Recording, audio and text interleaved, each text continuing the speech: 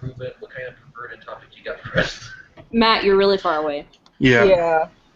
You're distant. Don't be distant. We're your friends. He got more quiet. Yeah, you got quieter. He's like, Now you're even more quiet, dude. Am I? What the hell? Yeah. Get closer to your mic. Here, Brooks. And technical issues. Yeah, I guess so.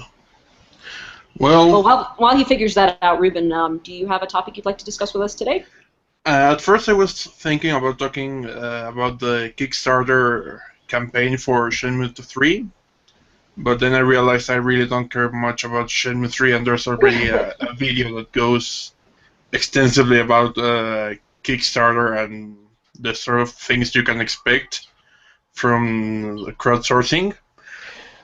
Well, on the subject of Shenmue, though, to get serious here for a second, who was responsible for the Kickstarter campaign? Because I have been somewhat out of the loop as far as Shenmue goes.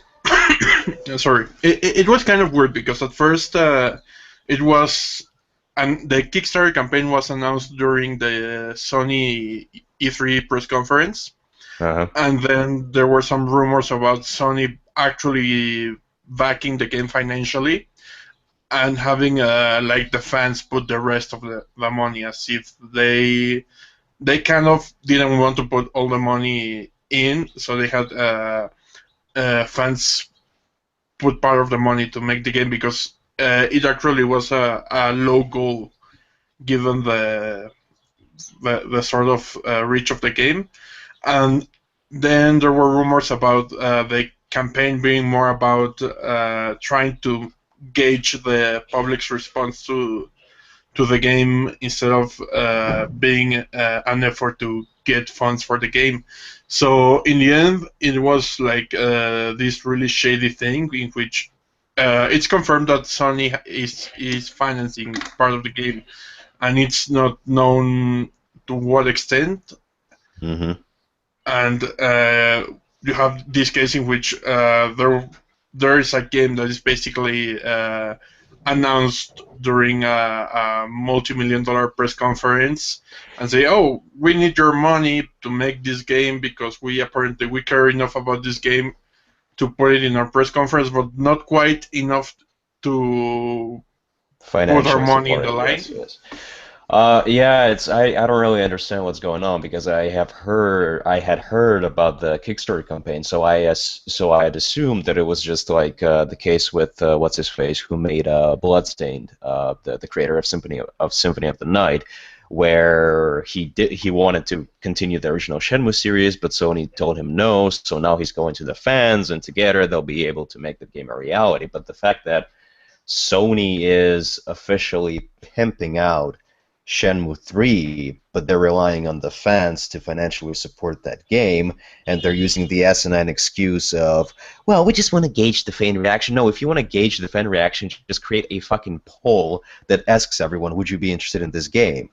And if the answer is yes, then you make the game. But the fact that they're using financial support from the fans, I'm not sure, because I'm not sure if I like that, because it sets a certain precedent where now you have, it's what we talked about in the old Kickstarter podcast, that you have these multi-billion-dollar publishers whose job it is to find potentially profitable projects and to invest money into them, but they don't want to do their job, so they're relying on the fans to both financially support the game via Kickstarter or any other crowdfunding platform, and then they also want the same fans to also go and purchase the physical copies of the games when it's officially then published by Sony. Yeah, I mean, it seems like a way to kind of dodge the risk of putting all your money or financing complete the whole development of the game, and kind of say, okay, we're gonna put part of the money, but we want to see how interested fans are, and instead of using, like you said, polls or something like that, they just went and directly asked money from the fans, and I don't like that, because, I mean, a Kickstarter campaign is supposed to be about having sorry, about the developer having freedom to make their project without having the kind of constraints that come with big budgets and big publishers that are trying to make a game that makes their money back, and instead Mhm. trying to make a game that suits more their vision of what they want to do, and see if there are people that would actually get behind it. So it's kind of dodging the risk of the AAA investment, while at the same time having the part of the risk offloaded to the consumers, Mhm. and with all the disadvantages of a Kickstarter project. I mean that there's no absolute guarantee that the project will be delivered, that probably there's a possibility that the game will be released in an incomplete state or broken. So it's kind of having the worst of the two worlds.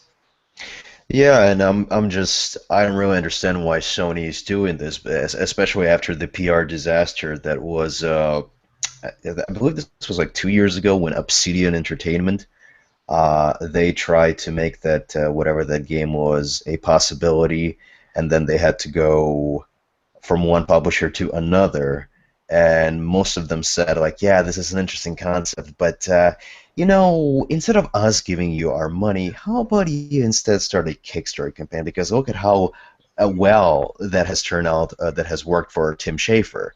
So essentially, it's publishers, as you said, they don't want to run the risk of the project falling through the floor. So instead, it's like, well, instead of investing our money, how about we just use/abuse the fans and their loyalty and hype for this particular brand, that brand being Shenmue, of course. Yeah, and then they hide the fact that that's what they're doing with, oh no, we just want to, gauge the fan reaction, see if people are interested in it, and then, like you said, they could just do a poll or something like that instead. Yeah, especially in this shaky environment that is the gaming industry. I mean, look at it, because they talk about we want to gauge the fan support, but look at how much fan support there was for something like PT/Silent Hills, and yet here we are with that game being canceled and Konami just picking up their ball and going home, saying they're just going to play on their cell phones from now on. Yeah, that's a good point. I mean, I guess that it depends on which company is behind it. Maybe some companies just don't give a shit, even if the fans are really into something. They're gonna do whatever they want to do, but maybe some other companies they're gonna go where the fans want them to go. I don't know. Yeah, it's well, it's if the fans are getting the game, that's great, but I just don't like the fact that these publishers are now because the game wasn't announced, but it was being talked about during Sony's presentation, so Sony was effectively kind of taking credit for resurrecting Shenmue, even though that wasn't really the case. It was the fans.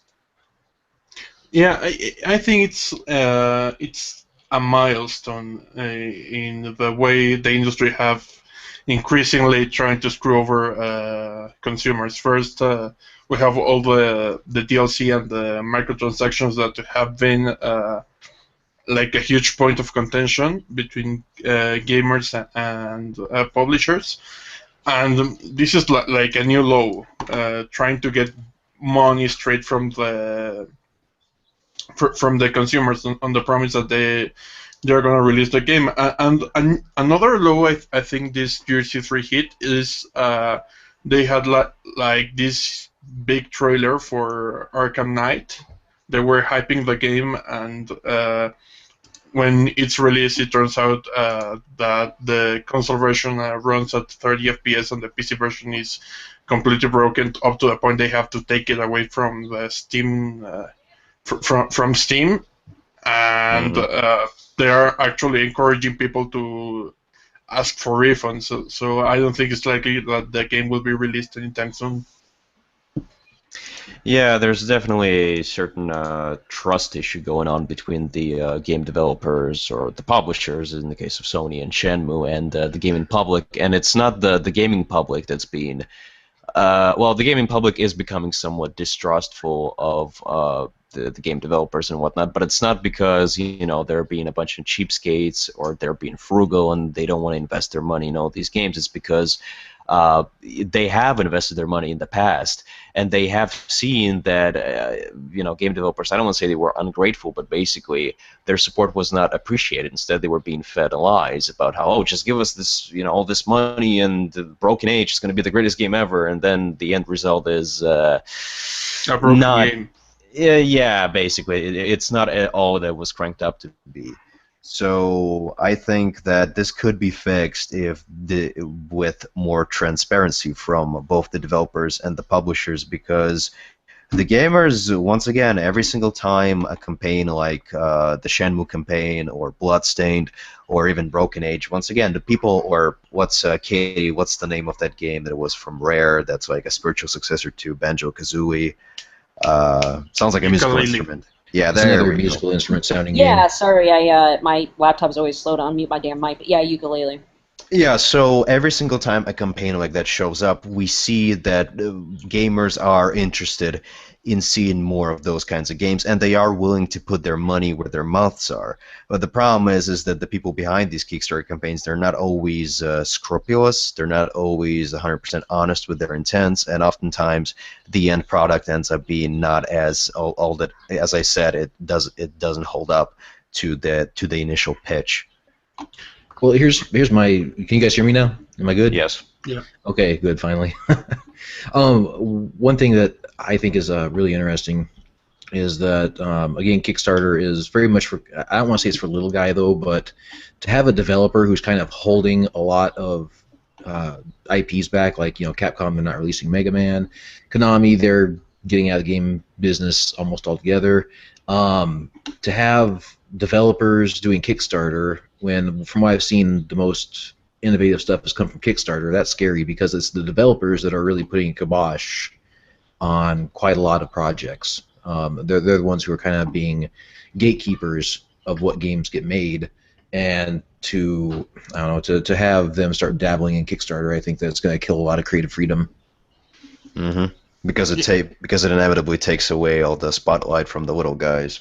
No, and it also means that, of course, the games backed by big publishers must make the stockholders happy, and that means that they're gonna aim more at a game that sells instead of a game that, let's say, forms part of the vision of the creator. So by having the publishers get their hands on Kickstarter games, they are pretty much removing one of the parts that make Kickstarter games interesting.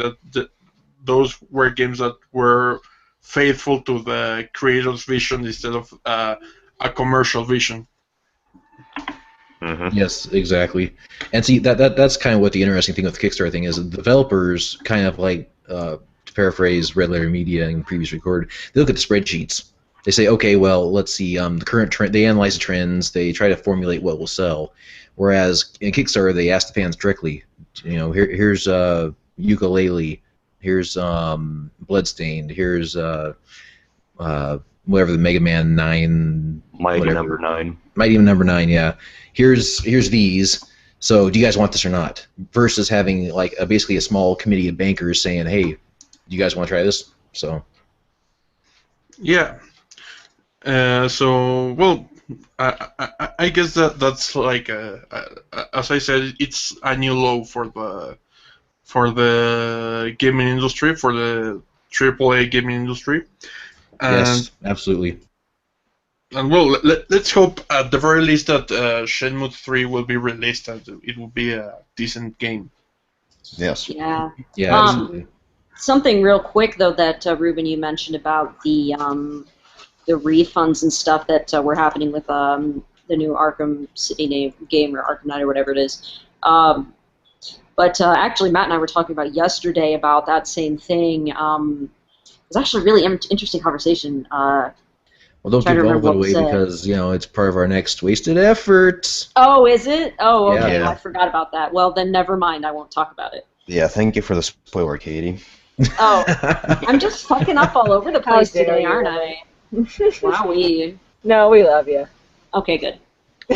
No, don't worry about it. It's actually a good teaser. But yeah, we did a just briefly. I'm gonna spoil it a little bit more, just so people know we're actually working on shit though. But the next wasted effort, not plural, just effort.